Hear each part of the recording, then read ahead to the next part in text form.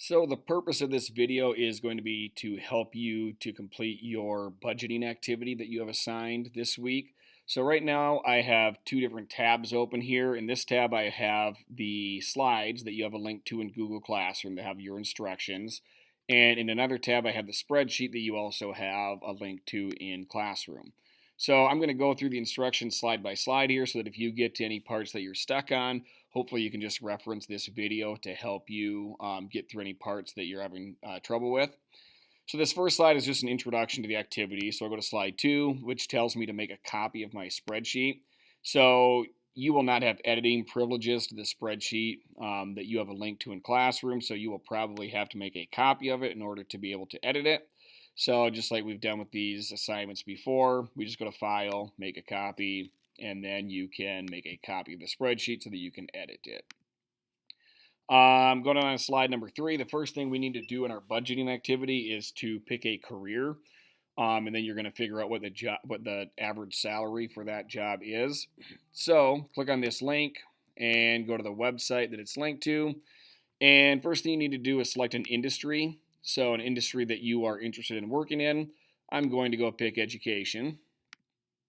And in education, let's say that I want to be a secondary school teacher, a high school teacher, like all cool people want to. And on here, I see that in the United States, the average salary for a high school teacher is $60,320. You can use this number, this is the U.S. average, and again, you can use this U.S. average if you want. If you want to get more specific, you can. So if I click on this local salary info button, I can search by zip code or state, so you can see the average salary in Minnesota or for a specific zip code. Now, if you type in a zip code, like if you type in Isle zip code, they're not going to give you the average in Isle, Minnesota, but they will give you like the average for our part of the state. So if I search there, actually I think I had more as zip code in there, but it links me to the northeast Minnesota part of the state, and you can see that the average in our part of the state is lower than the U.S. average. But again, you can use, so I'll use this 55,980, which is the average in northeast Minnesota. Again, you can use the U.S. average. Another thing you might run into is if you type in, if you search for a specific zip code, they might not have data for that zip code or that part of the state. So for some jobs, you might not get this data. But again, if that comes up, just use the U.S. average. But for me, I'll use this 55,980. And over here, I type that amount in this amount column of the spreadsheet. And then also notice over here underneath the choice column, it says record your career here. So I just want you to tell me what you selected. So I'm going to type in high school teacher. It was secondary school teacher. And if you really want to be nice, you'd also change that text back to black after you change that so it's easier for me to read.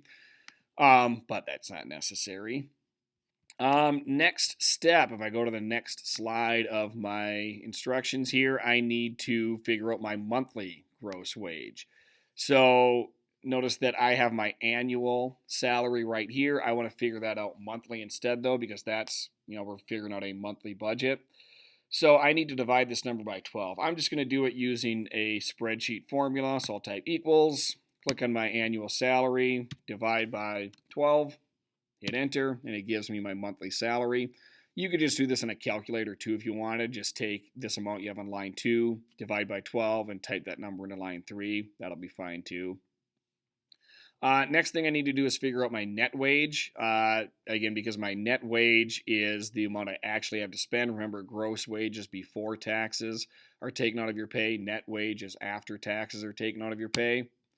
So if I go back here to my instructions and go to slide number 5, I have this salary paycheck calculator. So there's a website linked here. Just click on that link, go to the website, and give it a second to load the calculator. And first thing I want to do is select my state. So I'm selecting Minnesota. If you plan on living in a different state after high school, you could go and select a different state. That's fine. Next, type in your monthly gross pay. So the 4,665 is what I have. And then where it says gross pay method, change annually would mean if you typed in like your yearly amount. I typed in my monthly amount, so I'll say pay per period. And where it says pay frequency, change it to monthly. So this will show me then, my net pay per month. The only other thing that you should change is underneath this federal information, this first line where it says use 2020 W-4, say yes. Everything else, just leave the same. Don't change anything else.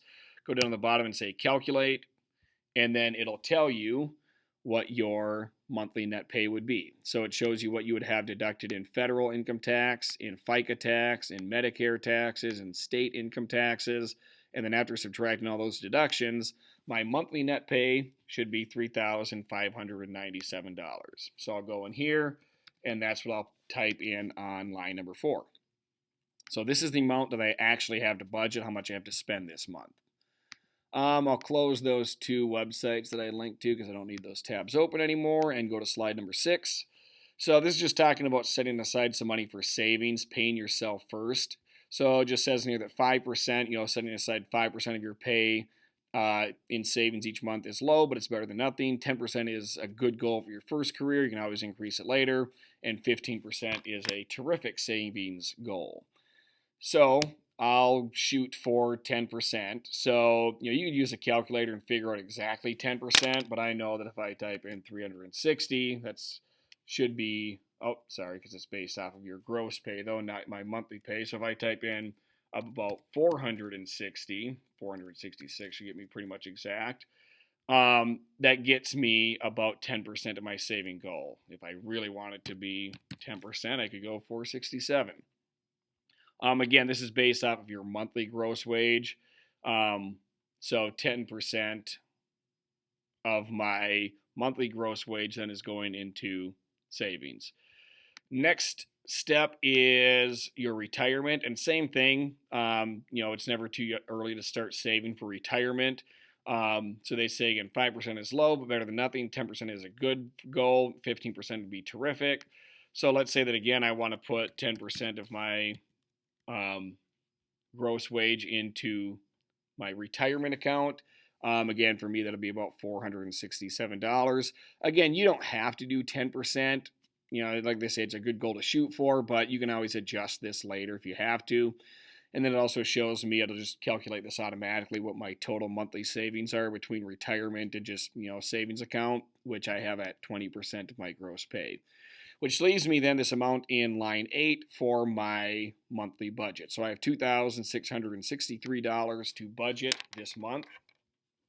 So if I go to step 8, again, calculates for me, or slide 8 here, step 7, that total monthly savings are calculated for me. Slide 9, it says step 8 here is to calculate the monthly amount you have to budget. Again, this is calculated for you in the spreadsheet, so you don't need to do anything for that. And then we get to step 10, or slide 10, step 9, where we need to figure out our rent. So it says here we have 3 different options. We can live at home, we can live in an apartment or a house by ourselves, or we can live in an apartment or a house with roommates. So this next step here, slide 11, says if you are living at home, if you choose to live at home with your parents, it says you could estimate how much they're going to charge you per month in rent, but better yet, just ask. So if you really want to live with your parents after once you're out in the working world, ask them if they're going to charge you rent and what it is, and you can record that in your spreadsheet. Step 11 says if you plan on renting, so let's say that I want to live in an apartment or rent a house by myself, I can use this average rent tool. So again, I just click on the link and it takes me to this website, and you can just type in a city or a neighborhood that you're interested in living in. Again, if you type in Isle, Minnesota, they're probably not going to have rent data for Isle, but they'll give you a nearby city. Let's say that I want to live in Duluth. So I type in Duluth, and it shows me the average rent for Duluth. And this chart is just historical, so it goes back, in time, seeing how rents change over time. Let's say that I'm interested, though, and this is what you really want to look at, is these numbers underneath it. So they have the average rent for a studio apartment, a 1-bedroom, a 2-bedroom, a 3-bedroom, or a 4-bedroom. So let's say that I'm going to live by myself and I want a 1-bedroom apartment. It shows me here that that rent would be $1,268 a month. So I go back here and my monthly rent, $1,268. So your next option then is you could have an apartment with roommates. If you want to save some money, you could use that same website to find the average rent, but then calculate based off of splitting it with a roommate. So for example, if I go back here to my average rent in Duluth, I see that for a 2-bedroom apartment, it's actually, for whatever reason, the average in Duluth is a little bit less than a 1-bedroom, which is not what you would expect. But then it goes up with a 3-bedroom or a 4-bedroom. So if you're willing to live with some roommates, so let's say that I'm willing to split my, I want to save some money, so I'll split my rent 3 ways, and I'll live with 2 roommates. So I want to do this 3-bedroom option instead. So I'll go here, change my rent to the $1,300 to start with. But keep in mind that I'm not paying that full amount myself right now. So I'm going to split that 3 ways. So 1,300 divided by 3, you could just pull it up on a calculator if you wanted to. So if I grab my calculator and take 1,300, divide by 3, and I'll see that my rent would be about $433. So considerable cost savings if you are willing to live with a roommate or two. But again, that's up to you. Going on to the next slide, renter's insurance. So if you want to have renter's insurance to cover, if something happens, if there's a fire, a flood, if somebody breaks in, you can budget, like it says here, $20 for renter's insurance. You should put that in because it's a good idea to have renter's insurance. So I'll just budget in $20 for renter's insurance. Slide 15 is utilities. So like I said, there's a few different options here, but if you're living with your family, so again, if you plan on living with mom and dad when you're out working on your own, if you selected that option for rent, then ask them what they would charge you for these different utilities. If you're living on your own, you're going to be paying all of these in full yourself. And if you're living with roommates, you get to split several of them, not all of them, but you get to split some of these costs based on the number of people that you are living with.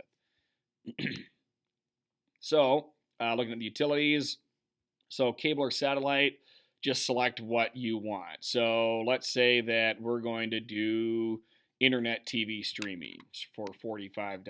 So I put that here for my $45. And over here, I also need to record what I picked. So I'm going to say streaming internet TV and 3 people. So since I am splitting it with 3 people, again, I can divide that by 3. So I'll pull my calculator back up, and 45 divided by 3 would cost me $15 a month. Sorry, I forgot to record that up here as well. So do the same thing where for your monthly rent. So Duluth and 2 roommates. So, and again, if you want to be nice to me, you can change those to black so they're easier for me to read. I'm going on to my next option. Internet average cost, again, is $38. So if you want internet, use that amount. So I'm going to start with 38, but again, I am splitting it 3 ways. So I only have to pay a third of that bill, which $12.66. I'll just round up to $13. Home phone, average cost is $20 if you want to have a home phone. Let's say I say no because, we all have our own cell phone, so I can just delete that then. Over here, again, I just say, split 3 ways. Again, any of these ones that have gray text and underneath this choice column, you need to, type something in there. Mobile phone, so cell phone here, 2 gigs of data or unlimited. Let's say I want unlimited data. So I go here and say 75. That one's not going to be split between my roommates because we each have our own cell phone. We're not sharing a cell phone. So in the choice column, I just need to type in my plan, which was unlimited data. And then gas electric, again, just gives you the average cost. So use that amount, $163.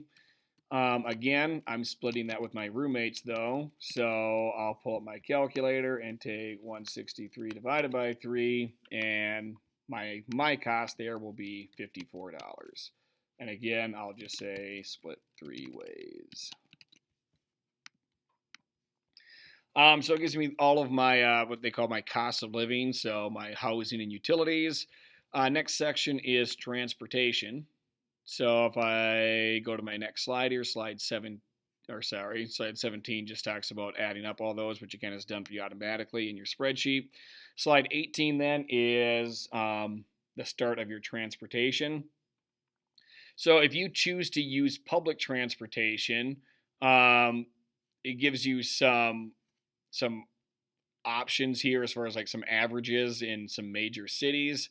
It says to use one of the figures below. Now, if you're not living in one of these 5 cities, you might just have to pick something close. You know, they don't have Minneapolis in here, but obviously public transportation would be an option in Minneapolis. Now, if you're living in a town like Isle, you know, public transportation probably isn't an option. We don't have, you know, bus or train service, obviously.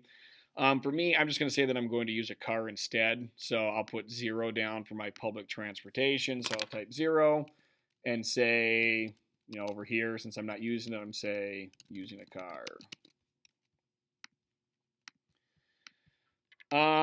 Next, slide 19 is my car payment. So, you know, if you chose to use public transportation, you could skip these next few.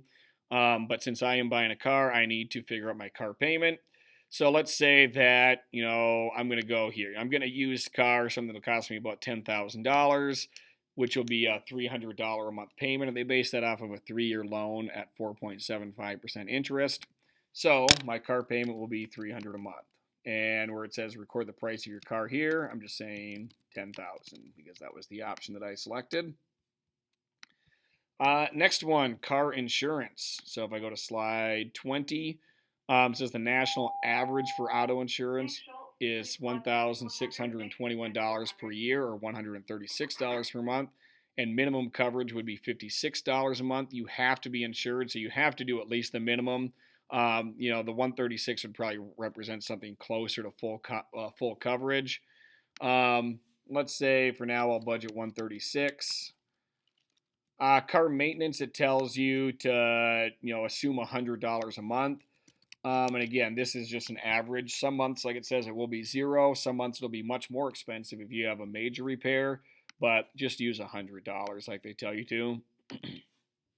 Next step is gas. So estimate how many miles you'll drive per day, and then use this chart to find your gas prices. So, you know, if you're living in the city, you know, you could probably budget, you know, 25 miles a day on average. You know, weekends you might be doing more than that. During the week you might be doing less. If you're living further away from where you work, then you'd probably want to budget for more. I'll just meet in the middle and use this 35 miles per day, which gives me a monthly cost of $126, which they are basing here on $2.82 a gallon and getting 23.6 miles per gallon, which are the averages, as you see, based on May 28th of last year. Right now, this price is actually quite a bit lower, but it'll be back up to this pretty soon, so we're just using these numbers. So again, my monthly cost then will be $126. So I'll put that in here. And it says record your mileage. I said 35 miles per day. So then again, it'll calculate that total cost of transportation automatically in the spreadsheet. So then going on to slide number 23, it says choose which meal plan you're likely to follow for the cost of groceries. So they just have averages for females and males, you know, what you're going to spend on groceries. You know, thrifty, you eat a lot of spaghetti and ramen, or, you know, as you go up, you know, do you, you know, plan on preparing more expensive meal, you know, grilling yourself steaks and stuff fairly often. So I'll go moderate cost for a male, so $303. And where it says record which plan, I just said moderate for males. And the next slide is going to be dining out. So choose which plan you're likely to follow for the cost of dining out. And they have, you know, 1, 2, 3, or 5 meals a week, and 10, 15, 20, or $30 a meal. So, you know, $10 a meal is, you know, talking McDonald's, Subway meals, you know, and then going up to, $30 a meal is, going out to, a nice restaurant. So let's say I don't plan on going out to eat very often, so give myself one meal a week. I'm a Subway kind of guy, so $10 a meal, and then that means it'll be about $40 a month in going out to eat. So I'll put in 40 there, and I'll say one $10 meal per week. And again, then that total cost of food will be calculated for me. Going on to slide 25. Sorry, that's just the cost of food again, automatically added up. Next it says calculate the cost of your insurance. So it just gives you amounts to put in here. So health insurance, I'm going to put in 440. Dental insurance, I'll put in 30. And vision insurance, I'll put in 18. So again, those amounts are just given for you, so you'll just plug in the amounts that they give you in the instructions. Step 25 says if you already know how much you pay for a haircut or a hair appointment, enter it. If you're not sure, use the U.S. averages. I don't know where they get this average because I don't know where you're spending $28 for a male haircut, but that's what they give it per month. Notice that they say here if you only get a haircut, a hair appointment every 3 months, divide the cost by 3. Again, I know me personally, I don't, first of all, pay $28 for a haircut and I don't get it cut every month. I normally just have my wife cut it for free, so I'm going to use that amount. I'm going to say, I'm not picky. I'll find someone to cut my hair for free. Again, be realistic, though. If that's not you, pick an amount there. Step 26, they say, for other grooming or hygiene, everyone's different, but let's assume $25 a month for other hygiene, medication, grooming, personal needs. So we'll just all use that unless you really know that you're going to be way higher than that. Step 27, like I said, remember the first step to wealth is health. If you don't work out or do it for free outside or at home, use $0. Otherwise, assume $58 a month for a gym membership. So if you want a gym membership, put it in. If you're willing to just go without, like I said, if you're willing to work out outside or just if you don't work out, put it enter 0. Slide 29 then, just talking about how those are all added up for you. Again, automatically calculates your total cost for those different health categories. Step 29, if you did not go to any post-high school schooling, so if you didn't go to college or somehow did so without any student loan debt, congrats on paying $0 a month. If you picked a job that requires a college degree, assume that you're going to have some student loans. If you picked a job that does not require a college degree, you could enter 0 here. So if you picked a job that you could start working straight out of high school, use 0. But if you picked a job that requires, some college or technical school, then assume that you're going to have student loan debt. So for me, I picked a job that would require a 4-year degree. Let's say that I'm going to end up with $30,000 in student debt, which is pretty close to what I actually ended up with when I graduated college. And this is pretty realistic to what my monthly payments were. So I'm going to use that $345 for my student loan debt. And where it says record total amount of debt, I'll say $30,000. So again, you obviously don't know what this is going to be, but if you're assuming that you're taking a job that's going to require a 4-year degree, pick somewhere in the middle here. College or tech school, community college would be on the lower end. If you're going more than 4 years, you'd definitely be here, or honestly probably further off to the right for some number they don't have, but you don't need to go higher than $50,000. Let's assume that you'll get some scholarships. Next step then, slide 31 is discretionary spending. So far your budget's neglecting fun stuff, clothes, going out with friends, entertainment, new technology, gifts, donations, travel. In the wants category, record how much you'd like to be able to spend on these items total per month. And then it also asks what are some of those fun things that you want to do. So again, yourself, what you're going to want to spend your money on, but let's say that I want to go, snowboarding during the winter and fishing in the summer, and I want to be able to go take in a Twins game or something. So for my wants, let's say that I assume that that's going to cost me about $100 a month. That's probably on the low end. But, I'm going to say Twins tickets, snowboarding, and, probably not much else if I'm only doing $100 a month. And then going on to the next slide here.